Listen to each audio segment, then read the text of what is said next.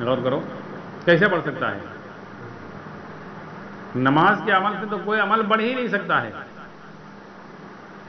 آپ غور کرو اللہ کے نبی صلی اللہ علیہ وسلم یعنی جو جماعت کی نماز پڑھاتے تھے وہ تو ہلکی پڑھاتے تھے کیونکہ اس میں بوڑھے معذور سب قسم کے لوگ آتے تھے. حکم ہے اللہ کے نبی. صحابہ کو نماز میں اتنا دن لگتا تھا کہ ایک صحابی کا واقعہ ہے کہ عشاء کی نماز میں سورہ بقرہ پڑھتے تھے, 2.25 پارے کی ہے, کتنی لمبی سورج پڑھتے تھے. تو ایک صحابی دیہات کے جو کھیت میں کام کر کے آتے تھے وہ تھک جاتے تھے, تو جب دیکھا اتنی لمبی تو ایک مطلب انہوں نے اپنی نماز الگ پڑھ لی. تو صحابہ نے اللہ کے نبی صلی اللہ علیہ وسلم سے عرض کیا, تو اللہ کے نبی صلی اللہ علیہ وسلم نے ان سے پوچھا, تو انہوں نے کہا یا رسول اللہ صلی اللہ علیہ وسلم, ہم کھیت میں آ کر تھک جاتے ہیں اس لیے لمبی نماز پڑھاتے ہیں. پھر اللہ کے نبی صلی اللہ علیہ وسلم کو بلا کے منع کیا کہ نہیں, ہلکی نماز پڑھایا کرو. تو صحابہ کو نماز اتنی محبوب تھی کہ اللہ کے نبی صلی اللہ علیہ وسلم کے بارے میں ہے کہ جب ایک اللہ کے نبی صلی اللہ علیہ وسلم اپنی نماز انفرادی نفل پڑھ رہے تھے تو ایک صحابی نے آ کر نیت باندھ لی کہ سورہ بقرہ پڑھ رہے تھے, تو انہوں نے سوچا اللہ کے نبی صلی اللہ علیہ وسلم اس پر رکوع کریں گے, اس پر نہیں رکوع کیا, اور ہر آیت عذاب پر دیر تک رونا اور آیت رحمت پر دعا مانگنا. پھر اس کے بعد دوسرے سورہ آل عمران شروع کر دی. تو یہ نماز, اور پھر اتنے لمبا رکوع سجدہ دوسری روایت میں ہے. تو پھر یہ نماز چھوڑ کر صحابی چلے گئے تھے. اللہ کے نبی صلی اللہ علیہ وسلم نے فرمایا کہ اگر ہم کو معلوم ہے تو ہم ہلکی کر دیتے. نماز اتنا محبوب عمل تھا صحابہ کا. اور صحابہ فرماتے تھے بعض صحابی کہ آج کی رات رکوع کرنے کی, آج سجدہ کرنے کی, پوری رات رکوع سجدے میں گزار دیتے تھے. اتنے محبوب عمل کو تم گھٹیا بتلا رہے ہو, کہہ رہے ہو کہ یہ انفرادی عمل ہے, وہ اجتماعی عمل ہے. یعنی تم لوگ 4 لوگ جو مل کر جو کام کر لو, چاہے جو کچھ کر لو, وہ سب ٹھیک ہے, اس سے بڑا کوئی عمل نہیں. نبی کے عمل سے تمہارا یہ عمل بڑھ جائے گا. کیسے بڑھ جائے گا؟ یہ وہیں سے بات بگڑی کہ جب یہ بات ہوئی کہ یہ نبیوں والا کام ہے. نماز آدمی چھوٹ جائے قضا کر سکتا ہے. بھائی اللہ کے نبی صلی اللہ علیہ وسلم ایک سفر میں تھے, حضرت بلال رضی اللہ عنہ اذان دینے کے لیے مقرر تھے, اذان دیتے تھے, سو گئے, سارے صحابہ سو گئے, اللہ کے نبی صلی اللہ علیہ وسلم بھی سو گئے. تو اللہ کے نبی صلی اللہ علیہ وسلم نے فرمایا کہ ٹھیک ہے آپ اٹھے ہو, آپ نماز پڑھ لو. سو گئے تو سو گئے جی, جس اللہ نے اٹھایا اسے اللہ نے سلا دیا تھا, کوئی بات نہیں. اللہ کے نبی صلی اللہ علیہ وسلم نے کوئی نہیں کہا کہ آپ تم جو ثواب تم کو ملنا چاہیے تم قیامت تک نماز پڑھتے رہو, ثواب مل ہی نہیں سکتا. یہ بات بتائی اللہ کے نبی صلی اللہ علیہ وسلم نے. یہاں تو کہتے تھا کہ اگر تم چلے میں جانا ہے اور تم نہیں گئے اپنے وقت پر, اب تم پوری زندگی جماعت میں جاؤ, اس کے برابر نہیں ہو سکتا ہے. ہوتا تھا کہ نہیں ہوتا تھا؟ پوری زندگی لگا دو, اس کے برابر نہیں ہو سکتا ہے. نہیں تم کہاں کی باتیں کہاں ملا رہی. یہاں سے بات بگڑی کہ یہ نبیوں والا عمل ہے, نبیوں والا کام ہے. روزے کے بارے میں اگر آپ کو کوئی عذر ہو گیا ہے ایسا شدید جس کی وجہ سے روزہ نہیں رکھ سکتے ہو, یا کوئی ایسی مجبوری ہے, پانی نہیں میسر ہے, یا کوئی ایسا عارضہ ہے, تو ٹھیک ہے روزہ بعد میں رکھ سکتے ہو, آپ قضا کر سکتے ہو. لیکن ان کے یہاں کہتے تھے اگر حالات میں آپ نہیں گئے چلے میں یا 4 مہینے میں, تو اس سے بڑے حالات کو دعوت دے رہے ہو. غور کرو, حالات میں نہیں گئے اس سے بڑے حالات کو دعوت دے رہے ہو. حوالہ دیتے تھے مولانا یوسف صاحب کا, حالانکہ مولانا یوسف صاحب کے بیان میں کہیں نہیں ہے. یعنی روزہ اگر اللہ کا جو فریضہ ہے, حکم ہے, اگر آپ کو کوئی ایسی شدید بیماری ہے یا کوئی اور ایسا عارضہ ہے, یا آپ سفر کر رہے ہو, سفر میں ہے کہ آپ روزہ بعد میں رکھو, آسانی کا سفر ہے تو رکھ سکتے ہو. مان کے چلو ٹرین کا یا ہوائی جہاز کا سفر ہے. اب اگر اس زمانے میں گھوڑے اونٹ کے سفر ہوتے تھے, ریگستان کا سفر, اللہ تعالیٰ نے حکم دیا کہ روز سفر میں روزہ آپ کا معاف ہے, بعد میں رکھ لینا. تو اللہ کے حکم میں تو چھوٹ ہے. حج اتنا بڑا فریضہ جو زندگی میں ایک ہی بار کرنا ہے, اس کے بارے میں بھی اگر آپ معذور ہو یا آپ نہیں کر سکتے ہو تو حج بدل ہو سکتا ہے. ان کے یہاں کوئی بدلے نہیں, بے بدل کام. اللہ کے حکم میں تو بدل, اور ان کے نظام میں سب کام بے بدل. نماز اگر چھوڑ کے کوئی مسئلہ نہیں, کر چکا ہے چھوٹا, کارگزاری اس کی نہیں ہے. کہ کتنے ایسے آدمی تیار ہوئے جو اللہ سے لینے والے بنے, کتنے ایسے ہیں جن کا سال کا چلہ نہیں چھوٹا, مہینے کے 3 دن نہیں چھوٹے ہیں, ہفتے کے 2 گشت نہیں چھوٹے ہیں, بس وہ آدمی کام کا ہے. تو سارا کل ملا کے نظام پر انحصار ہو گیا تھا. اور مولانا یوسف رحمۃ اللہ علیہ کے یہاں تو اتنی قربانی والے لوگ تھے کہ 4 مہینے کی کوئی ویلو نہیں تھی ان کے یہاں. وہ آتے تھے پھر جماعت لے کر چلے جاتے تھے, آتے تھے پھر جماعت لے کر چلے جاتے تھے. تب مولانا یوسف اللہ نے فرمایا تھا 20 سال ہو گئے تبلیغ میں لگے, اندر ٹٹورو تو گوبر بھرا ہے. وہ اندر دیکھتے تھے اندر کتنا آیا ہے, اندر کا باطل ٹوٹا کہ نہیں ٹوٹا, یہ سمجھ لو.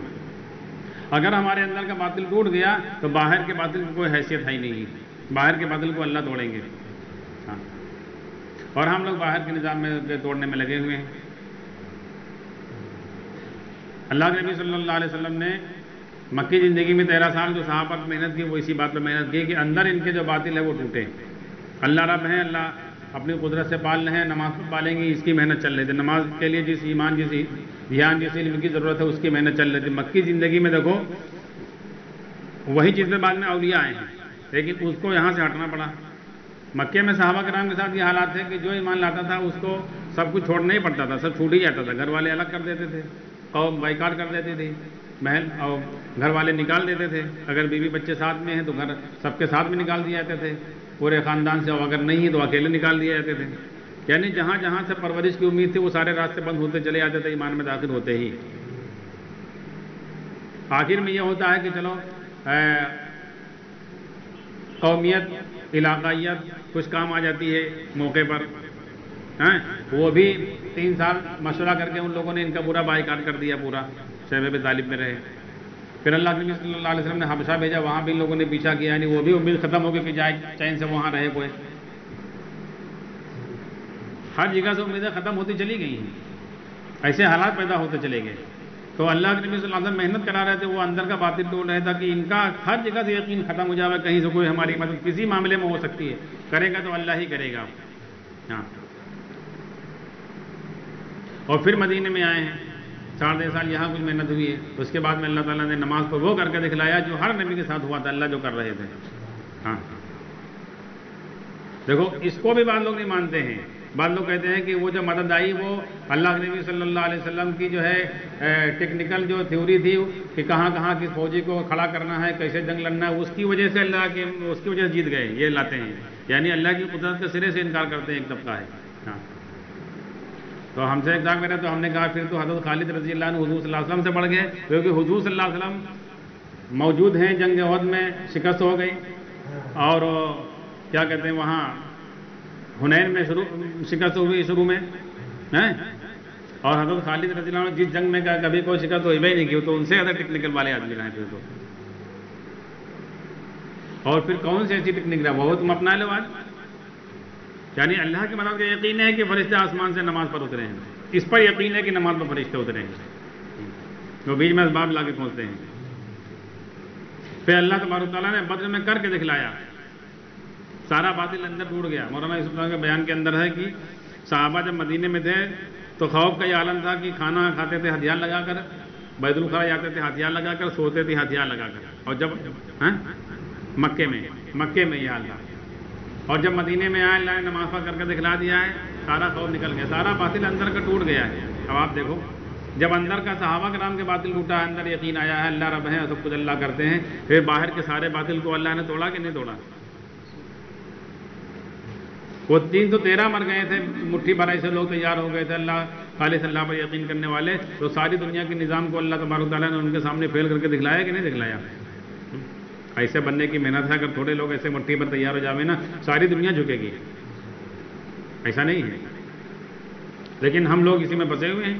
سارا مسئلہ یہاں کے پھنس جاتا ہے. محنت اس سے زیادہ کر رہے ہیں, یہ بھی سمجھو, محنت اس سے زیادہ کر رہے ہیں, دماغ اس سے زیادہ لگا رہے ہیں.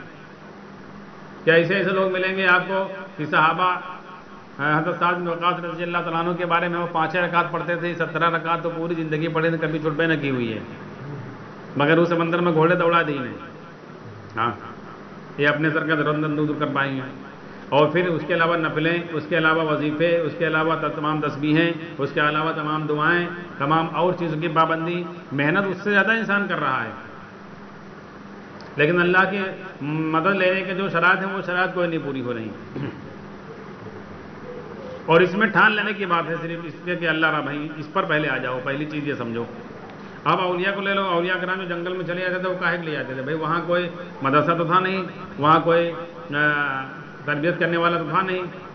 اور دوسری بات جیسا کہتے ہیں کہ مشورے سے جتنے اولیاء جنگل میں گئے ہیں لا دفلاؤ, انہوں نے کس سے مشورہ کیا تھا, اور جنگل میں گئے ہیں بن کے آئے کہ نہیں. شیخ عبد القادر جیلانی رحمۃ اللہ علیہ 25 سال جنگل میں رہے, کس سے مشورہ کر کے گئے تھے. حضرت ابراہیم بن ادھم رحمۃ اللہ علیہ جو بادشاہ وقت تھے چھوڑ کر چلے گئے تھے, کس سے مشورہ کیا تھا کہ ہم جنگل میں جائیں گے تو اللہ کے ولی بنیں گے. اور ہارون رشید کا لڑکا جو بن گیا تھا 16 سال میں, کس سے مشورہ کیا تھا. اور وہ 11 سال کا لڑکا جنگل میں کس سے مشورہ کیا تھا. جنید بغدادی رحمۃ اللہ علیہ مالک بن دینار رحمۃ اللہ علیہ نے کس سے مشورہ کیا تھا؟ تو اولیاء کرام جنگل میں آتے تھے، بھائی آپ اس پر غور کرو، وہاں نہ کوئی مسجد ہوتی تھی، وہاں تو صحیح رخ بھی پتہ نہیں لگا پائیں گے، ایک دم سیم بالکل اندازے سے صورت کے حساب سے کر لیں گے، اور ٹائم کا پتہ نہیں چلے گا، نہ وہاں کوئی کتاب ہے، نہ کوئی مدرسہ ہے وہاں، نہ کوئی وہاں ان کا استاد ہے، نہ کوئی شیخ ہے، نہ کسی کے مشورے سے گئے ہیں۔ وہاں تو اگر بارش ہو رہی ہے اور بدلی ہے اور کوئی سو گئے تو یہ بھی نہیں پتہ چلے گا کہ ظہر کا ٹائم کب شروع ہوا کب ختم ہوا، اگر روزہ رکھنا تو جاؤ یہ بھی نہیں پتہ چلے گا کب سحری کا ٹائم شروع ہوا کب ختم ہو گیا، فجر کا ٹائم کب ختم ہوا کب شروع ہوا، کیونکہ سوا گھنٹہ رہتا ہے مغرب، اور فجر کا ٹائم صرف سوا گھنٹہ 1 گھنٹہ 20 منٹ کے آس پاس رہتا ہے۔ اب اگر بارش ہو رہی ہے، سورج نہیں نکل رہا جیسے ایک ہفتہ، تو کیسے پتہ چلے گا نماز کب ہوگی کب ٹائم چلا گیا، تو وہاں تو یہ بھی نہیں پتہ چلے گا۔ لیکن جس مقصد کے لیے اللہ رب العزت نے اس دنیا کے اندر بھیجا وہ چیز وہیں مل پائے گی، کیونکہ جیسے ہم کہتے ہیں اللہ سب کچھ کرنے والا اللہ ہے، رب اللہ ہے، اب وہاں سب کچھ اللہ سے ہی کروانا ہے، کوئی مسئلہ ہے ہی نہیں۔ اب اگر شیر آ گیا تو حل کراؤ مسئلہ اللہ سے، سانپ آ گیا تو مسئلہ حل کراؤ اللہ سے، ہاں اگر بخار آ گیا تو وہاں دوا نہیں ہے، اب بھیج دیں اللہ تعالیٰ سانپ تو بخار اتر جائے، ایسا نہیں۔ ہاں اب اگر بارش ہو رہی ہے لگاتار 1 ہفتہ تو اب کوئی انتظام نہیں ہے وہاں، اللہ سے بچا نہ کر پاؤ تو کر پاؤ، اگر ٹھنڈی لگ رہی ہے اور اللہ تعالیٰ بارشوں بھیج دی تو اب کوئی وہاں ایک لحاظ تم اوڑے، دوسرا آئے گا بخار، اگر تو کوئی گھر والے سے نہیں کہ چاہتا لحاظ پڑا ہے تم پڑے رہو، تو ہر ضرورت اللہ سے ہی پوری کرانا ہے وہاں۔ ہاں اگر دست آئے رہے ہیں تو وہاں پتے اگر کھاک مل رہے تو پتے ملی ہیں، یہاں کہا اللہ کچھ نہ کہیں کھچڑی پکاؤ، تازی پکاؤ، نیمبو لا دو، نیمبو کے بیے پیس کے دو، وہاں کچھ نہیں ہے، جو ہے وہی ہے، کہا وہ بھی نہ ملے، تو ہر ضرورت وہاں اللہ سے ہی پوری کرانا ہے۔ ہاں شیخ عبد القادر جی رحمۃ اللہ علیہ نے اپنے بیان میں لکھا ہے کہ تم کہتے ہو اللہ کرنے والا ہے، اور رات میں ہمارے ساتھ تم جنگل میں چلو 12 بجے تو پتہ چلے گا کون کرنے والا ہے، وہی پتہ چل جائے گا، تمہاری حالت پتہ چل جائے گی۔ ہاں تو اس کے لیے وہاں رہتے تھے کہ ہر ضرورت اللہ سے پوری ہوتی ہے، اب وہیں تک سمجھ میں آئے گی کہ اللہ کیسے پوری کرتے ہیں، اور کرا لیا اگر اللہ سے تو پھر آ جاؤ میدان میں، اب کوئی مسئلہ نہیں۔ اس لیے چیزوں کا ہونا نہ ہونا ضروری نہیں ہے، کلی طور پر اسباب سے نا امید ہونا ضروری ہے۔ آج کل نہ جنگل ہیں اور نہ ایسے حالات ہیں نہ جنگل جا سکتے، جنگل میں چلے جاؤ گے اگر تو رکھ دیا ہوگا کہیں کوئی ایسے کیس میں تو زندگی بھر جیل میں رہو گے، کیونکہ جہاں ڈیرا ڈال دے گے یہاں کیا کر رہے ہو تم، تو ویسے مگر اب ہم سوچیں کہ ہم جنگل میں ہیں، ہمارے پاس کوئی حال ہوا تو ہم سمجھیں جنگل میں ہیں، دوا ہے، پیسہ ہے، ڈاکٹر ہیں، انجیکشن ہے، کھانے پینے کی چیزیں ہیں، سب چیزیں ہیں، لیکن ہم سمجھیں کہ جنگل میں اللہ ہی سے پوری کرا دیں گے، اس کی محنت میں لگے رہیں۔ اب اگر اس یقین کے ساتھ اس محنت کے ساتھ ہم اسباب میں بھی جا رہے ہیں، لیکن دل میں یہ ہے کہ اللہ کرنے والا ہے، رب اللہ ہے، لیکن ہم اللہ سے نماز نہیں لے پا رہے ہیں تو کراہیت کے ساتھ بدرجہ مجبوری میں لگے ہوئے ہیں، پوری زندگی اس پر محنت کرتے کرتے مر گئے تو اللہ کے ایمان والوں میں شمار ہوگا۔ اندر کا یقین ہمارا یہی تھا کہ اللہ کرنے والا ہے، اور اگر اس یقین کے ساتھ اندر سے پوری زندگی نماز پڑھتے پڑھتے مر گیا کہ اللہ بغیر کمائے نہیں پالے گا، پوری زندگی نماز پڑھتے پڑھتے مر جاؤ گے، اندر کے شرک پر مرو گے۔ منافقین اسی پر مرے ہیں پوری زندگی، اور صحابہ میں ایسے ہوئے ہیں کہ کاروبار پوری زندگی کیا ہے لیکن اندر کے ایمان پر تھا کہ پرورش یقین اس کا تھا ہی نہیں، اور ضرورت پڑ کے کہا سب کا سب اللہ کے راستے میں دے دیں، کسی کو دے دیں، کیونکہ اس سے یقین نہیں تھا پرورش کا۔ اس لیے اندر کا باطل توڑنا ضروری ہے، اندر کوڑے گا جب نمازوں سے اپنے مسئلے حل کراویں گے تب، اس لیے ٹھان لینے کی بات ہے۔ پھر آپ اگر زندگی اٹھا کر دیکھو گے، ایک طرف صحابہ کی، ایک طرف اولیاء کی، ایک طرف دوسرے لوگوں کی زندگی دیکھو گے جنہوں نے 10 15 دن میں اللہ سے لے لیا، جیسے حبیب اجمی، جیسے فضیل بن عیاض، جیسے وہ اردو قبیلے کے ڈاکو رہے، جیسے ابراہیم بن ادم رحمۃ اللہ علیہ، تو ان لوگوں نے 10 15 دن میں یا کچھ کم زیادہ وقت میں اللہ سے لینے والے بن گئے۔ جیسے ہارون رشید کا بیٹا تھا 16 سال کا تھا، لیکن اب ہارون رشید کے بیٹے کے لے 16 سال کا تھا بادشاہ، اس زمانے کوئی ایسے ایسے بادشاہ نہیں ہوتے تھے کہ 4-5 سال کے لیے ہونا، زندگی بھر کے لیے ہوتے تھے، ان کے بعد ان کی اولادوں کو ہونا ہے، اور جتنے مسلمان یعنی علاقے تھے، جتنے حصے مسلمانوں کا کہہ لیجیے قبضہ تھا، وہ سب کے اکیلے وہ بادشاہ ہوتے تھے، یہ بھی سمجھو پہلے۔ آج سعودی عرب کا الگ ہے، قطر کا الگ ہے، بحرین کا الگ ہے، ایران عراق اور ہر ملک کا الگ الگ ہے، وہاں ایسا نہیں تھا، جتنے علاقے مسلمان کا قبضہ اس سارے علاقے کو وہی بادشاہ، دوسرا کوئی ہے ہی نہیں، گورنر جس کو وہ چاہیں بنائیں گے، جس کو چاہیں ہٹا دیں گے، تو اتنا بڑا بادشاہ، اتنی بڑی حکومت، کیسے ٹھاٹ کی زندگی، ساری چیزیں، لیکن وہاں اس محل کے اندر یہ ٹھانے بیٹھا تھا کہ اللہ ہی ساری ضرورتیں پوری کراویں گے، اللہ رب ہیں۔ تو ایسے جو واقعی ہیں، ان لوگوں نے تھوڑے دن میں جو اللہ سے لے لیا تو یہ ٹھان لیتے تھے کہ چاہے مر جائیں اللہ سے لیں گے۔ اور جتنے ڈاکو بدماش کے آپ کس سے دیکھو گے 10 15 دن میں لے لیا، تو یہ لوگ اڑیل قسم کے آدمی ہوتے ہیں، کیونکہ کسی کو جان سے مار دینا، کسی کا مان چھین لینا کوئی آسان کام تھوڑے ہے۔ اس میں بھی ٹھان لینے کی بات ہوتا ہے کہ اس کا مال چھین کر رہیں گے چاہے ہماری جان چلی جاوے، اور اس کو مال کر رہیں گے چاہے ہماری جان چلی جاوے۔ دوسرے کی جان لینا کوئی آسان کام ہے، بہت بڑی ہمت اور بہت بڑے دل جگر کا کام ہے۔ تو جو آدمی انسان سے مال چھین لے اور جان خطرے میں ڈال کے تو اللہ سے لینا تو اس سے آسان ہے۔ وہ اللہ کے لیے بھی ٹھان لیتے تھے کہ اب چاہے مر جاویں لیکن لیں گے تو اللہ ہی سے لیں گے۔ وہ کسی سے مسئلہ پوچھنے نہیں جاتے تھے کہ یہ رہبانیت ہے، کہ یہ سنت ہے، کہ یہ مکروہ ہے، اور فلانے نے کیا بتلایا، کچھ نہیں، یہ ٹھان لیتے تھے کہ لیں گے تو اللہ ہی سے لیں گے، لے لیتے تھے ہفتے 10 دن میں۔ اور ہم لوگ 10 سال اسی میں بھی رہ گئے ہیں کہ فلانے تفسیر میں یہ لکھا ہے، فلانے بزرگوں نے یہ بتایا ہے، ان کے حساب سے مکروہ ہے، ان کے حساب سے رہبانیت، تو ہم اسی میں پھنسے اب تک۔ اور یہی اگر ٹھان لیتے کہ جب اللہ نے کہہ دیا کہ تم سے کمانا نہیں چاہتے ہیں، اللہ نے کہہ دیا روزی ہم دیں گے تو اللہ سے، تو ہم لے کر رہیں گے چاہے مر جائیں لیکن نہیں لیں گے سبب سے۔ پھر اللہ ایسے جو بندے تیار ہو جائیں گے دنیا میں، اللہ ان پر رکھ کر دنیا میں ہدایت کا کام لیں گے۔ ایسے خصوصی آدمی سے تھوڑے اللہ لیں گے، جو اس بات پر اڑیل بن جائیں گے کہ اللہ رب ہے، اپنی ضرورتیں نماز سے جوڑیں گے۔ ہم لوگ ابھی یہی پھنسے ہوئے ہیں، اصلی چیز میں پھنسے ہوئے ہیں، باقی چیزیں بات کی ہیں۔ دین، نماز، روزہ تو پہلے ہمارے پاس آ گیا، بہت زیادہ کر رہے ہیں، صحابہ سے زیادہ ہم لوگ کر رہے ہیں بعض چیزوں میں۔ آپ دیکھو اللہ کے نبی صلی اللہ علیہ وسلم جن کو جنتی بتایا تھا تہجد میں نہیں پڑھتے تھے، 3 دن لگاتار بتایا، لیکن ان کی نماز ایسی ہوتی تھی کہ نماز میں خدا کے دھیان کے علاوہ کوئی دھیان نہیں ہوتا تھا۔ یہ غور کرو آپ، نماز میں بھی صرف لے لو، نماز میں اصلی چیز خدا کا دھیان ہی ہے، اصلی چیز خشوع ہی ہے کہ کس کیفیت کے ساتھ، کس دھیان کے ساتھ نماز کا عمل کر رہے ہو، یہ چیز اصل ہے۔ اس پر ہماری کوئی محنت نہیں ہے، محنت ساری اس پر ہے کہ ہاتھ چھوڑ کر نماز پڑھنا ہے کہ ہاتھ باندھ کر پڑھنا ہے۔ سارے جھگڑے اس پر دنیا میں تو آپ دیکھ لو۔ صحابہ کے یہ چیز ضروری نہیں تھی، صحابہ کے یہ چیز ضروری تھی کہ نماز میں دھیان ضروری ہے، تو سب کے کام بن رہے تھے نماز پر، اور آج ہمارے کام نماز پر نہیں بننے ہیں۔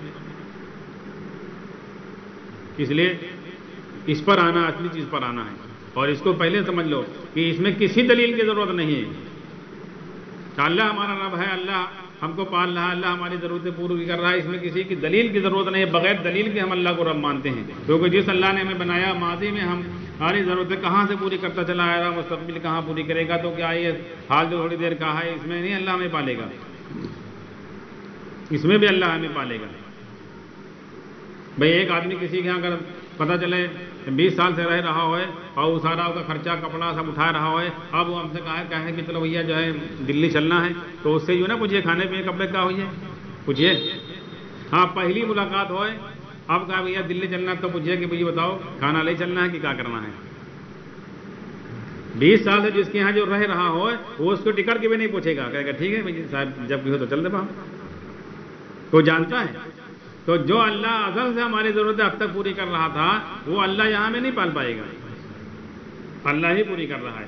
یہی ایک دنیا کا تھوڑا سا امتحان ہے کہ اللہ تبارک تعالیٰ نے دنیا کے اندر یہ سب نظام پھیلا دیا ہے، اسباب کی شکلیں بنا دی، وہ شکلوں سے ہوتا دکھلائی دے رہا ہے، اس لیے اللہ تعالیٰ نے کلمہ دے دیا ہے کہ اگر کلمہ بولنا شروع کر دو گے، کلمہ سمجھ لو گے، ساری چیزوں کا انکار کر دو گے۔ کلمہ ہم سمجھتے نہیں ہیں، کلمہ سمجھتے صرف پڑھنے کے لیے، پڑھ لیا لا الہ الا اللہ محمد رسول اللہ، بس کام ختم ہو گیا، اب باقی اپنی کمائی میں لگو۔ حالانکہ کلمہ سمجھنے کی چیز ہے، سارا جھگڑا نبیوں کے کلمے میں تو ہوا ہے، کیونکہ نبی سمجھ بوجھ کر سمجھاتے تھے کلمہ، اگر پڑھانا ہی ہوتا تو ساری امت کو پڑھا دیتے۔ حضور صلی اللہ علیہ وسلم تو اخلاق کے اعلیٰ پیمانے پر تھے، سارے مکے والوں کو ایک ہی دن میں کلمہ پڑھا دیتے، خالی پڑھانے ہوتا کلمہ پڑھ لو لا الہ الا اللہ محمد رسول اللہ، جنت چلے آؤ گے۔ اگر اتنی بات تھی تو سب پڑھتے کہ نہ پڑھتے، بتاؤ پڑھتے کہ نہ پڑھتے؟ لیکن سمجھ بوجھ کر آپ نے بات رکھی تھی کہ دیکھو اللہ کے علاوہ ہر چیز کے نفی کرو، کوئی نہیں پالنے والا، کوئی رب نہیں، کوئی اللہ نہیں، کوئی کرنے والا نہیں سوائے اللہ کے، اس بات کو تسلیم کرو کلمے میں۔ تو اس میں آ کر پھنس جاتے تھے کہ ہم سب کا انکار نہیں کر پائیں گے، جتنی شکلیں ہمارے پاس اب تک ہیں ان کا ہم انکار نہیں کر پائیں گے۔ اگر پڑھ لیں کسی بھی بات ہوتی تو سب پڑھ لیتے، ساری دنیا پڑھ لیتی، اور آج پڑھ سکتے ہیں، آج بھی پڑھ سکتے ہیں، لیکن پڑھنا تھوڑے اصل ہے۔ پڑھ لینے کے بعد آگے کام شروع ہوتا ہے کہ پھر اللہ کے علاوہ ہر چیز کی نفی کرو، ہر چیز کی تردید کرو. اس لیے اپنی زندگی اس پر لانا ہے، اور پہلے ہم کو خود بننا ہے. اگر ہم خود بن جائیں گے پھر اگلا درجہ شروع ہوتا ہے ہمارا کام کا. ہم لوگ پہلے شروع کر دیتے ہیں. اس میں بھی لوگ بتاتے ہیں کہ دیکھو یہ گھٹیا درجہ ہے کہ تم اپنی زندگی سامنے رکھ کر محنت کرو، خود بنو گے. اور یہ کام ختم نبوت کے صدقے میں ملا ہے، یہ کام ختم نبوت کے صدقے میں ملا ہے. تو نبوت تو 1400 برس پہلے ختم ہو گئی تھی. اور اب ہم جب کام شروع کریں گے تو ہم دوسروں کی اصلاح کریں گے تو اللہ اس میں ہم کو بہت ترقی دیں گے. اگر ہم دوسروں کی اصلاح والا کام کر رہے ہیں تب تو ہم کو اپنی بہت بڑی اصلاح کی ضرورت ہے پہلے ہی. بھائی ایک آدمی اگر 1 منزل کا مکان بنا رہا ہے تو اس کو بنیاد بننے کی ضرورت ہے نہیں، ایسے بنا لے کوئی مسئلہ ہی نہیں. اور اگر 100 منزل بنانا ہے تو کتنی زیادہ بنیاد کی ضرورت ہے؟ کم سے کم 2-3 منزل اندر بنیاد کی ضرورت ہے. اس اعتبار سے اگر پوری امت کو سامنے رکھ کر آپ محنت کرنے کا ارادہ رکھ رہے ہیں تو آپ کے پاس وہ صحابہ والا ایمان ہونا چاہیے، ولیوں والا ایمان ہونا چاہیے، جس ایمان کے آنے کے بعد پھر دنیا کی کسی چیز سے آپ مرعوب نہ ہوں، ہر باطل طاقت سے ٹکر لے لیں. آپ کے پاس وہ ایمان ہونا چاہیے. جب وہ ایمان ہوگا پھر آگے کام شروع ہوگا، اللہ کام دیں گے. اس لیے اپنی زندگی سامنے رکھ کر پہلے ہم کو محنت کرنا ہے کہ ہمارے اندر کا پارٹی ٹوٹے. ہمارے اوپر جو ضرورت ہے اللہ بھیج رہا ہے، جو حال بھیج رہے ہیں اس کو ہم کہاں سے پورا کرا رہے ہیں؟ نماز سے، حضور صلی اللہ علیہ وسلم علیہ عمل سے، یا سبب سے. اس محنت میں ہم لگے رہیں. اور جہاں جتنے کام ہمارے نماز سے دعا سے بنتے چلے جائیں گے اتنا باطل ہمارا ٹوٹتا چلا جائے گا. اور پھر اللہ کر کے دکھلاویں گے. اگر ہم محنت میں لگے ہیں اللہ دکھلاویں گے. صحابہ محنت میں لگے رہے. ایک دم سے اللہ تعالیٰ نے دکھلایا کہ نہیں دکھلایا؟